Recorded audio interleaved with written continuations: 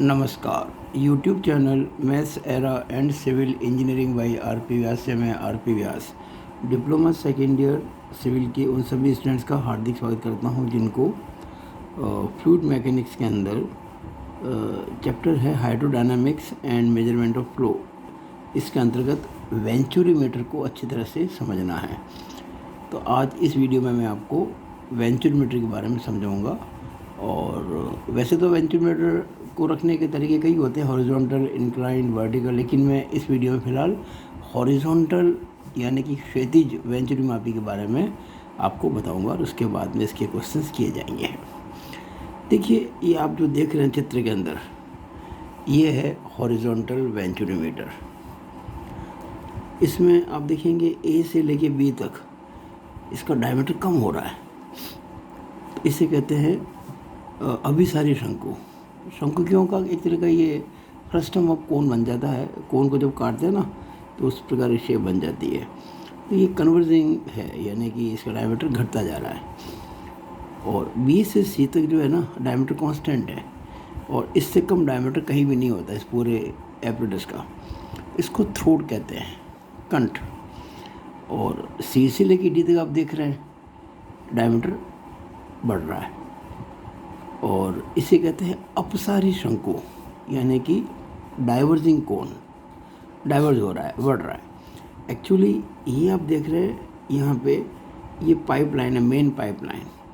और ये भी एक्चुअली एक मेन पाइपलाइन जो होती है उनके दो पॉइंट्स के बीच में इसको फिट किया जाता है। क्यों? पाइप के अंदर जो भी फ्लूइड फ्लो हो रहा है उसका निस्सरण ज्ञात करने के लिए, उसका डिस्चार्ज ज्ञात करने के लिए। देखिए, मैंने इस बात को शुरुआत में समझाया है, ध्यान से पढ़िए इसको, ध्यान से देखिए इसको। Venturimeter is used to measure discharge of flowing liquid in pipes. यानी वेंचुरीमापी का प्रयोग किसी पाइप में प्रवाहित द्रव का निस्सरण ज्ञात करने के लिए किया जाता है। ये तो इसका उद्देश्य हुआ। अब देखिए, निस्सरण जिसको हम कहते हैं इंग्लिश में डिस्चार्ज, इसको क्यू से रिप्रेजेंट करते हैं, क्यू से प्रदर्शित करते हैं। और इसकी जो यूनिट होती है, इकाई जो होती है डिस्चार्ज की, होती है मीटर क्यूब पर सेकेंड। वाटर सप्लाई सिस्टम जो होता है, जैसे वाटर वर्क्स के अंदर अपन देखते हैं जो पानी का पूरी ओर से सब पूरी सिटी के अंदर सप्लाई करते हैं, वहाँ पर तो इसका बहुत महत्व है इस वेंचुरीमीटर का। अब आगे देखते हैं कि एक वेंचुरीमापी में निम्नलिखित भाग होते हैं। Following are the parts of a venturimeter. देखिए, सबसे पहले अभिसारी शंकु, अभी मैंने आपको चित्र बताया था ना, कन्वर्जिंग कोन। उसके बाद कंठ, थ्रोट, जहाँ डायमीटर सबसे कम होता है। फिर अपसारी शंकु, डाइवर्जिंग कोन, और एक यू ट्यूब मैनोमीटर जो हमको बहुत हेल्प करता है बाद में आंसर निकालने में। और ये मैंने आपको अभी फिगर जस्ट बताया था उसके बारे में। आप देखेंगे कि ये जो ए बी पोर्शन है, इसका जो स्लोप है वो काफ़ी ज़्यादा है और लंबाई कम है। और जो सी डी पोर्शन है, इसका स्लोप कम है और लंबाई ज़्यादा है। इसके कारण मैं आने वाले कुछ मिनटों में आपको बताऊंगा, लेकिन पहले इस बात को समझ लें कि जो मुख्य पाइप है उसके बीच में लगाया जाता है पूरा ये एपरेटस। मुख्य पाइप का व्यास जो है डायमीटर, वो D1 है। दिख रहा है आपको ये D1?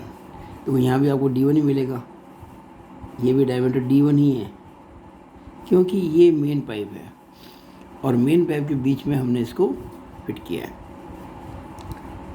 अब मेन पाइप के बीच में ए बी पोर्शन मैंने आपको भी बताया था, ये अभिसारी है, BC कंठ है, और CD जो है अपसारी है, यानी कि डाइवर्जिंग थ्रोट एंड अपना कन्वर्जिंग थ्रोट एंड डाइवर्जिंग।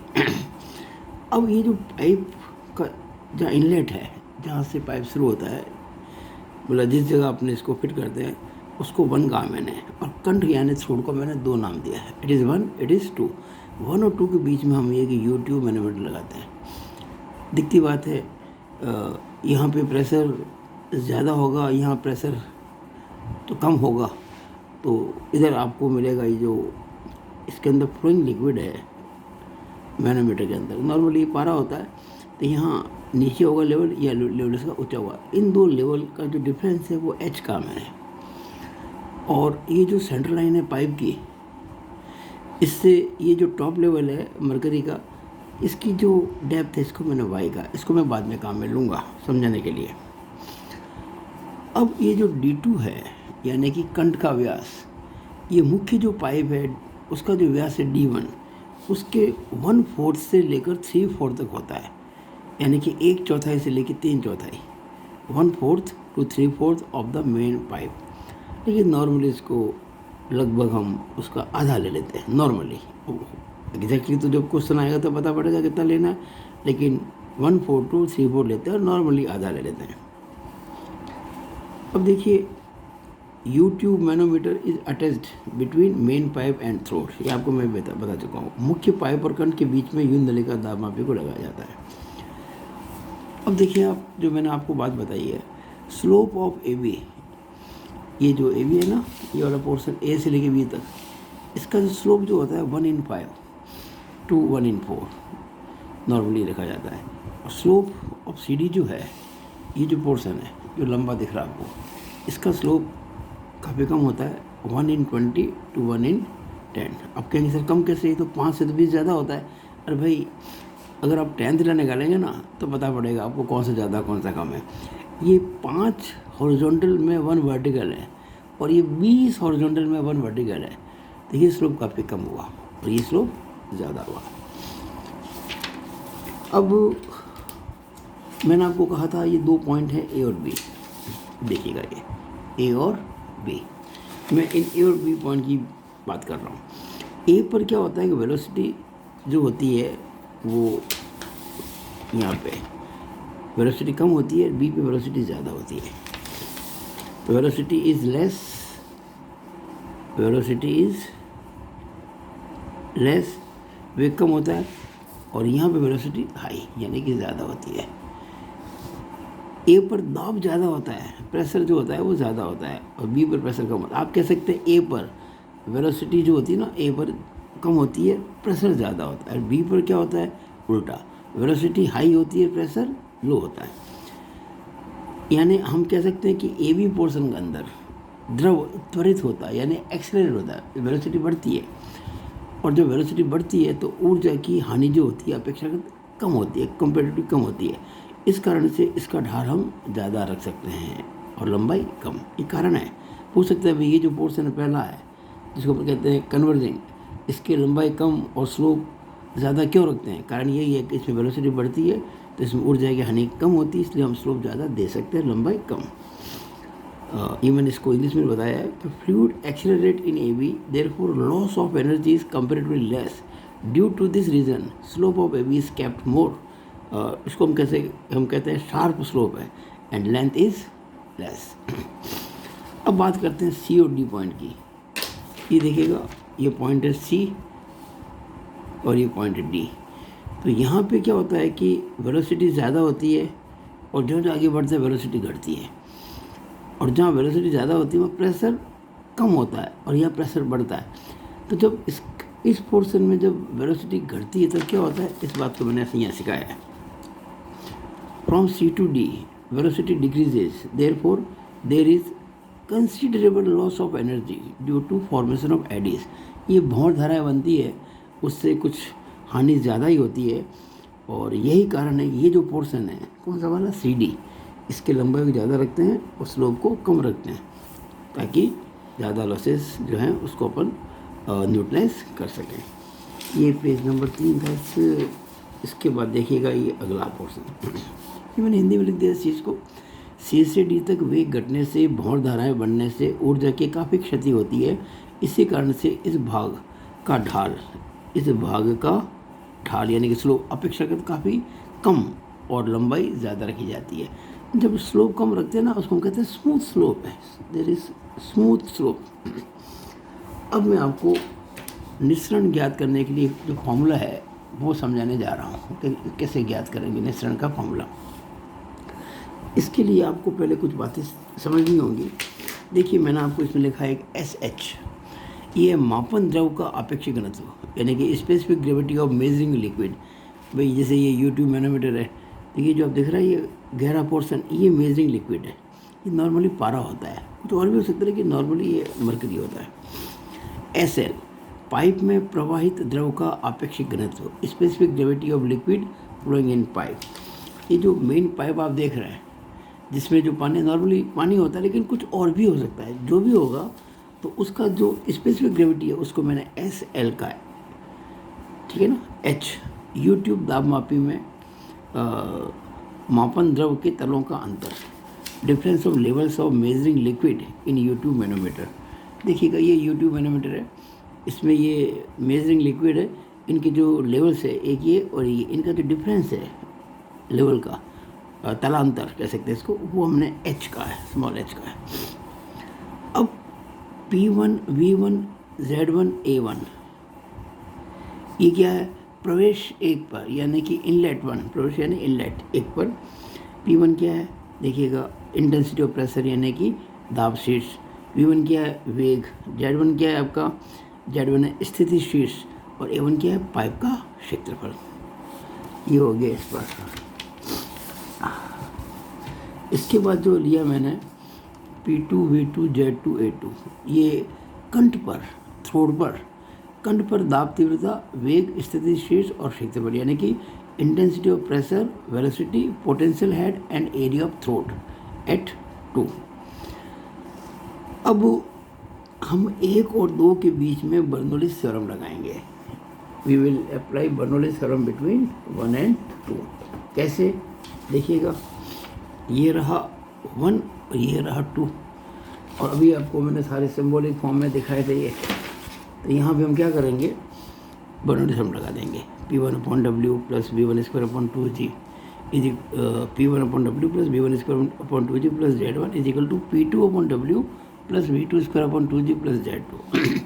अब ये व्यंजन मीटर कैसा है, हॉरिजॉन्टल, क्षैतिज है, यानी Z1 Z2 बराबर हो जाएंगे। तो अगले स्टेप्स को काट देंगे, कैंसिल कर देंगे जब बराबर है तो P1/W plus V1² is equal to P2/W plus V2²/2G। अब देखिएगा इसको पक्षांतरण किया, ट्रांसपोजिंग किया, तो P1 minus P2/W is equal to V2²/2G minus V1²/2G, ये आ गया। अब W क्या है, W जो है ये आपके, हम कह सकते हैं कि डेंसिटी है किसकी, जो भी लिक्विड फ्लो हो रहा है। और आप जानते हैं कि डेंसिटी अगर पता करनी है किसी भी लिक्विड की जो फ्लो हो रहा है, तो उसको अपन जो पानी की डेंसिटी होती है गामा W, उसको उस फ्लोइंग लिक्विड की जो स्पेसिफिक ग्रेविटी है उससे गुणा करके प्राप्त कर सकते हैं, या पहले भी चैप्टर 2 में पढ़ चुका है। तो हम W को क्या कह सकते हैं, SL यानी जो लिक्विड फ्लो हो रहा है उसकी specific gravity into gamma W, ये होता है पानी का घनत्व यानी specific gravity of water, is equal to V2² minus V1²/2G। और इसको हमने H नाम दे दिया है। ये P1 minus P2 upon SL into gamma W को मैंने H नाम दे दिया है। ये हो गया V2² minus V1²/2G, where H is equal to P1 minus P2 upon SL into gamma W। इसको मैंने इक्वेशन 1 कह दिया। इसका मतलब हो गया कि V2² minus V1² is equal to 2GH, इसको मैंने इक्वेशन 2 कह दिया है।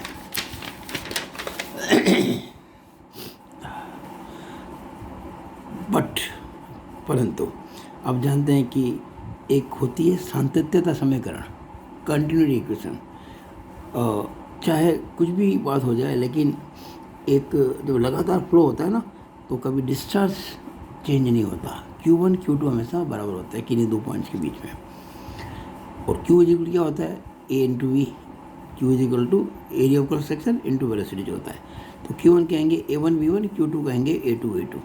अगर V2 निकालें तो A1 upon A2 into V1, इसको मैंने 3 कहा है। अब 2 और 3 से देखिए, V2 की value A1 upon A2 into V1 हमने इसमें रख दी। यहाँ पे V2² minus V1²/2 is equal to 2G है ना, इसके अंदर देखिएगा ये V2 is equal to A1 upon A2 into V1, A1 upon A2 into V1 का whole square minus V1² is equal to 2GH। यहाँ पर देखिए, ये देखिए V2² की वैल्यू रख दी हमने। अब V1² कॉमन ले लिया, तो A1 अपॉन A2 को whole square minus 1 is equal to 2GH। इसका मतलब V1² कैसे आ जाएगा, अब देखेंगे यहाँ पे a1 square upon a2 square हो जाएगा, और इधर एलसीएम लेंगे तो a2 स्क्वायर उधर चला जाएगा, तो 2gh इंटू a2 स्क्वायर, और यहाँ a1 square minus a2 square बच जाएगा। तो इससे v1 क्या आ जाएगा, इसका रूट ले लेंगे, a2 स्क्वायर का रूट लेंगे तो a2 आएगा, और 2gh का रूट लेंगे तो रूट 2gh आएगा upon under root a1 square minus a2 square. अब q क्या होता है, a1 b1, और a1 और v1 ये रहा, a2 इंटू वाला, तो q हो गया a1 a2, क्योंकि देखिए ये v1 की वैल्यू थी, इसको गुणा करेंगे अपन a1 से तो a1 a2 हो जाएगा। तो ये फॉर्मूला बन गया q is equal to a1 a2 under root 2gh upon under root a1 square minus a2 square. और ये थ्योरेटिकल वैल्यू है, एक्चुअल में क्या है कि ये पॉसिबल नहीं होता। एक होता है कोफिशिएंट, जिसे कहते हैं निस्सरण गुणांक, कोफिशिएंट ऑफ डिस्चार्ज CD, उससे मल्टीप्लाई करते हैं। ये वैल्यू CD की वैल्यू हमेशा 1 से कम होती है। जब CD से गुणा करेंगे तो एक्चुअल में जो Q होगा वो आएगा। ये थ्योरेटिकल है, तो एक्चुअल Q कैसे निकालेंगे, ये जो वैल्यू हमारा है थ्योरेटिकल, इसको हम CD से गुणा कर देंगे, CD इंटू ये जो था a1 a2 under root 2gh upon a1 square minus a2 square. ये फॉर्मूला हमको काम में लेना है। अब कई बार तो ये आपको सीधे सवाल में h दे देते हैं, और कई बार h आपको देते नहीं है, तो h कैसे निकालें। इसके लिए देखिए मैंने एक फॉर्मूला लिखा है, calculation for h is equal to small h। What is small h? Small h देखिएगा, ये जो पारे का जो अंतर है ना, इसको स्मॉल h का है, into SH upon SL minus 1। SH ये जो पारा है या जो भी लिक्विड है इसके अंदर, यूट्यूब मैनोमीटर के अंदर, इसका अपेक्षिक गुरुत्व यानी कि स्पेसिफिक ग्रेविटी। SL जो फ्लोइंग लिक्विड है पाइप के अंदर, उसकी माइनस 1। ये फॉर्मूला मैंने यहाँ देखो प्रूव किया आपके सामने समझाने के लिए, बहुत इजीली कर दिया मैंने इस चीज़ को। कैसे देखिएगा, आपको पता है कि यहाँ प्रेशर P1 है, यहाँ प्रेशर P2 है। यहाँ प्रेशर P1 है तो यहाँ प्रेशर कितना होगा, नीचे आता है ना प्रेशर बढ़ता है, तो P1 plus Y plus H, P1 plus Y plus H, SL gamma W। SL से गुणा किया ना हमने, क्योंकि स्पेसिफिक ग्रेविटी SL। देखिए ये जो पोर्शन है ये वाला, ये जो मेन पाइप के अंदर जो फ्लो है ना, वही फ्लूइड यहाँ पर चल रहा है। तो ये Y plus H into SL gamma W। इसके बाद आप यहाँ तक जो आगे, यानी इस लेवल पे आपने प्रेशर निकाल दिया, तो जो यहाँ होगा प्रेशर वो यहाँ होगा। अब यहाँ चाहिए हमको, ऊपर जा रहा है तो प्रेशर घटेगा, तो माइनस करेंगे, माइनस कितना करेंगे, माइनस H, और ये पारा ये जो भी है उसका हम क्या करेंगे, SH गामा W। SH मतलब जो इसमें यूट्यूब के अंदर है ना, उसका स्पेसिफिक ग्रेविटी। हम यहाँ तक आ गए, अब हम और ऊपर जाएंगे यहाँ तक, तो फिर माइनस करेंगे, माइनस वाई। और ये अगर देखेंगे तो ये आपके मेन जो फ्लो हो रहा है उसकी बात चल रही है। देखो ये जो मेन पाइप के अंदर चल रहा है, तो ये Y into SL into gamma W, और यहाँ आते ही हम कह देंगे हम P2 के बराबर पहुँच गए। ये P2 हो गया। अब उसको खोले जरा, P1 प्लस ब्रैकेट खोल रहा हूँ मैं, Y SL gamma W, Y SL gamma W plus H SL gamma W, H SL gamma W minus H SH gamma W, H SH gamma W minus Y SL gamma W, Y SL gamma W is equal to P2। और ये cancel हो गए, तो क्या बचा, P1 plus H SL gamma W minus H SH gamma W is equal to P2। P2 तो लेके आ गए, तो P1 minus P2 is equal to H gamma W common आ गया, बचेगा SL माइनस SH। अब हमने क्या किया कि P1 minus P2 is equal to, यहाँ मैंने क्या किया है कि SL कॉमन ले लिया। I have taken SL common, जो कॉमन लेते हैं ना उसको भाग लगाते थे, SH अपॉन SL माइनस 1 हो गया। और गामा W SL जो है ये वाला, ये मैं इधर लेके आ गया, तो P1 minus P2 upon SL gamma W is equal to H into SH upon SL minus 1। और इसको याद होगा मैंने H कहा था फ्रॉम 1, देखिएगा ये देखिएगा, H is equal to P1 minus P2 upon SL into gamma W, ये फ्रॉम 1। तो इसको हम कह सकते हैं आराम से H कह सकते हैं। तो H के लिए फॉर्मूला बन गया, बहुत इंपॉर्टेंट फॉर्मूला ये H के लिए फॉर्मूला बन गया, देखिएगा। तो ये सब बातें जब हमको पता पड़ेगी तो हम इसके न्यूमेरिकल्स आराम से कर सकते हैं। तो मुझे आशा है कि आपको मेरा वीडियो अच्छा लगा होगा और आपको बहुत कुछ, बल्कि सारा कुछ इसमें समझ में आ गया होगा। और अगर आपको मेरा ये वीडियो अच्छा लगा हो, इसको लाइक और शेयर ज़रूर करें, और मेरे YouTube channel maths era and civil engineering by R P Vyas को सब्सक्राइब करना ना भूलें, ताकि आपको मेरे वीडियोस फ्यूचर के अंदर भी किसी भी विषय पे, अच्छे विषय जो होते हैं, स्टील है, आरसीसी है, सोम है, सॉइल है, जितने मेन सब्जेक्ट्स हैं उसके मैं वीडियो बनाता ही रहता हूँ। तो आपको ऑटोमेटिकली मिलते रहेंगे अगर आप मेरे इस चैनल को सब्सक्राइब करेंगे तो। It is all over about this video. Thank you.